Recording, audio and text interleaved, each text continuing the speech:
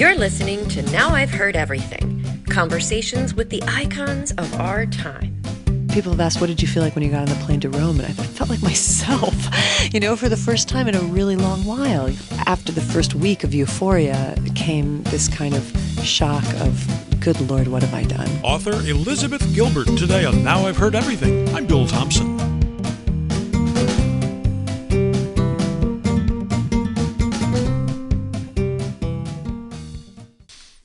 A 2006 book about a young woman's journey of self-discovery landed on the New York Times bestseller list, where it stayed for almost 2 years. The author of that book, Eat, Pray, Love, was the then 37-year-old Elizabeth Gilbert, a talented and prolific author and storyteller. It was a profound sense of not really knowing exactly who she was that inspired Gilbert to make a radical change in her life, starting with a divorce and then a planned year-long journey, a hero's journey, if you will, to Italy, and then India, and then Bali off Indonesia. In fact, the book was made into a movie in 2010, and they cast Julia Roberts as Elizabeth Gilbert. I used to have this appetite for my life, and it is just gone. I want to go someplace where I can marvel at something. I met the author when the book was republished in paperback in 2007. In just a moment, my conversation with Elizabeth Gilbert. Over a 30-year span, national radio personality Bill Thompson did over 10,000 interviews with people who had a hand in shaping our culture and our society. Here is one of those interviews. Enjoy. So here now, from 2007, Elizabeth Gilbert. Did you have the same kind of fun and just the joy of writing it that we get from reading a book like this? Oh, that's a very nice question. Depended on the chapter, I was writing it very soon after all of these events had occurred, and it was, I was in this artist colony in the middle of Wyoming working on the book in solitude in a cabin and really living this stuff all over again, So when I was writing about my divorce and heartbreak, I was like right back there. And when I was writing about, revelation and joy, I was right back there too. So it felt, I don't know if it was entirely joyful, but it was certainly entirely intimate.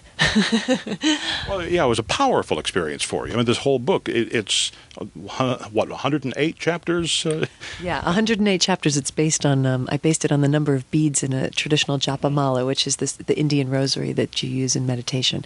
And that was an attempt to kind of contain the story because so much happened within that year. And I just thought, if I don't sort of hold this into some organizing structure, this is going to be a 7,000-page diary, basically, which I guess is what blogs are for, To say, you could have made, if you'd wanted to, a 7,000-page book. Yeah, I could have, but I'm not sure that's what the world needed, or I needed to do. So I really wanted.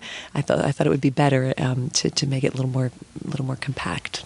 Well, maybe we should start at, if you will, square one.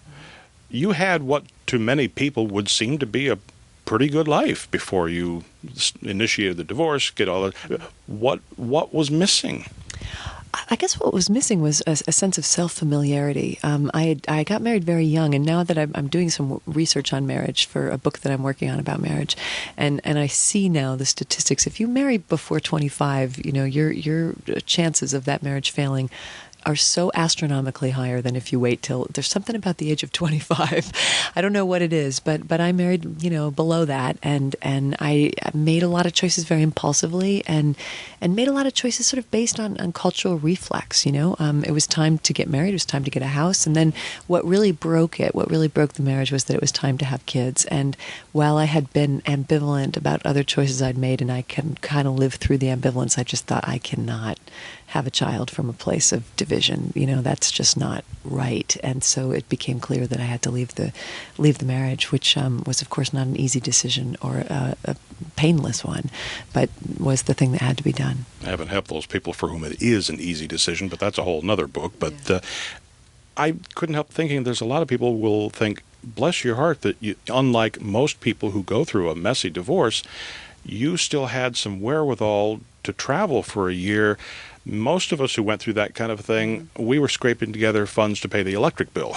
or the lawyer's bill, for that matter. And that was an enormous blessing in my life. I mean, I had been the breadwinner throughout the marriage, so there's an old adage that says, every woman and most men are one divorce away from bankruptcy. It's the number one cause of bankruptcy in America. It's an incredibly expensive endeavor, and part of the reason it's so expensive is that it usually is accompanied by depression, and loss of motivation and loss of any sort of the spark that you need to thrive in the world, and that's why it's so incredibly painful in so many ways and so damaging. But so I'd always made money, and I made money writing, and so it became clear that I could write about this experience, and that would be a way for me to get myself back on my feet.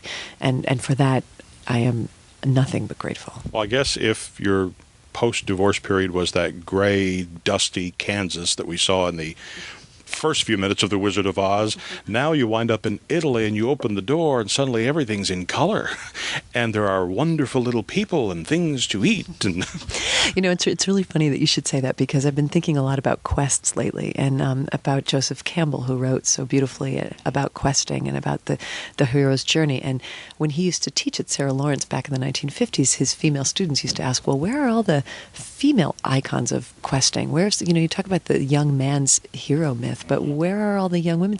And he had to sort of reluctantly break it to them that there aren't any. There haven't traditionally been that, because women have always been seen, at least by mythologers, as whole already, because they're the womb, so they're not broken, and they don't need to kind of go find themselves. And I remember reading that and thinking, did he never read The Wizard of Oz? Did he never meet Miss Dorothy Gale, bored in Kansas, not wanting to do the routine, the classic young heroine, going off, finding false teachers, having to conquer her fears and demons and flying monkeys and witches, and face the broom, the great domestic symbol, didn't he read any of this? So for me, yeah, I think it's not inappropriate that you bring up Oz. I mean, it was definitely I'm a sort of 21st century Dorothy Gale, I guess, whipped by the cyclones of divorce. And just the sensory overload. I'm trying to imagine what the first few weeks in Italy must have been like. The funny thing about it is that it felt less than feeling kind of startling. It felt familiar in this deep way, and I had not felt familiar to myself in so long. I was always the person on a big adventure, and so that's why the particular shape of my marriage had always felt kind of not like me, and so when people have asked, what did you feel like when you got on the plane to Rome? And I felt like myself, for the first time in a really long while. I know who this person is, and I know how to do this. That said, after the first week of euphoria came this kind of shock of, good Lord, what have I done? A year, and I remember thinking, God, a year is a really long time to be away from your family and everything that you know. And I remember one time talking myself down from the sense of panic and saying, you only have to do this for 11 and a half more months, and then you can go home. 2 months after that, I was like, I'm never going home, but you know how it is, the beginning of a trip. It's scary, it's scary to leave everything, How'd you know what to pack? That's a good question. You need different things in Rome than you do in India. For me, I'm a pretty light packer, but my one main packing rule is that you always bring comfortable pajamas. That way, wherever you are, you're home. It sounds like there was an awful lot of planning, that this wasn't just something you, on a Friday afternoon, decided Saturday I'm going to get some tickets and Monday I'm gone. I mean, you planned this. Yeah, I planned it. I planned it really carefully, and I also gave it an enormous amount of thought into what I really wanted to do. Leaving my marriage was something that didn't happen on a Friday afternoon. It was like 2 years of a collapsing marriage, and then a year of absolute hell, and then 2 years of a divorce. So, this stuff takes a long time, and then just pulling yourself back together. What it was I did a lot of writing in a journal and a lot of asking, a lot of very clear asking of myself, what do you really want? Obviously you didn't want what you had.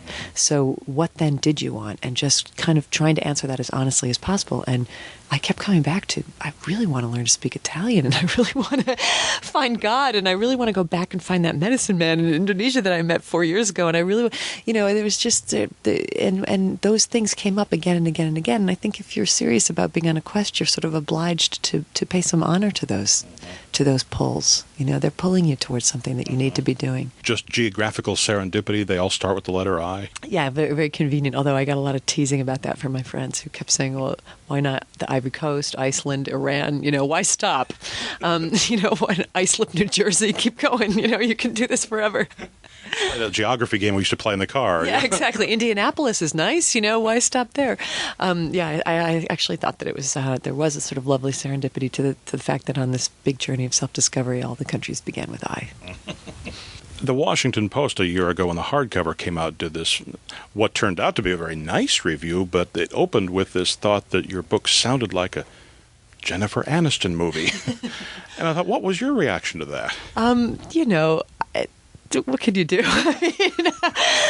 First of all, I like Jennifer Aniston movies, so I didn't think that was the biggest insult. I don't think she necessarily intended it as an insult either, but I thought, all right, when she drew the parallels, I wasn't sure where she was really going with it, like they're both blonde, and I'm not sure the similarities continue much after that, but all right, but it's fine. The book is definitely different than things that I've written in the past, and it definitely latches into a sort of social zeitgeist that I haven't been part of before, and I definitely have tapped into this sort of young troubled woman, realm, and that's not a place where I ever was before. And Jennifer Aniston is the sort of face of that in a way, and so it makes sense to me why somebody would do that. I thought it was an interesting literary review, though.